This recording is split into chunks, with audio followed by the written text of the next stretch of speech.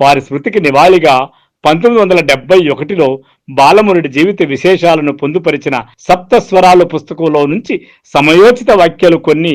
ఘటన ఎక్కడో అక్కడ అన్నట్టు ఎన్నో సంబంధాలు వచ్చిన 18 ఏళ్ల బాలమురళికి ప్రయాగ వెంకటరత్నం గారి అమ్మాయి అన్నపూర్ణతో పెళ్లి 1948లో జరిపించారు. తండ్రి పట్టాభిరామయ్య, ఆయనకు బాలమురళిని పెంచి పెద్ద చేసిన పెద్దమ్మకు అన్నపూర్ణ ఇంట్లో కాళ్ళు పెట్టాక ఇంటికి ఏదో కొత్తదనము నిండుతనం వచ్చినట్లు అనిపించిందట.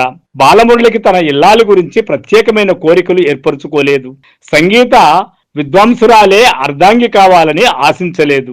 ఆ వచ్చినామె తన కళామయ జీవితానికి అడ్డు రాకుండా తన రసహృదయాన్ని అర్థం చేసుకోగలిగితే చాలు అనుకున్నారాయన.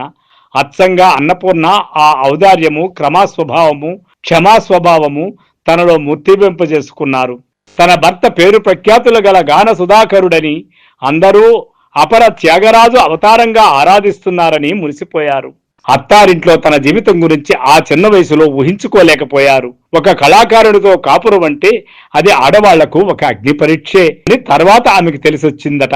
ఆమెకు సంగీతంలో చక్కని ప్రవేశం ఉంది, దాన్ని ఆస్వాదించే ఉన్నత సంస్కారం ఉంది.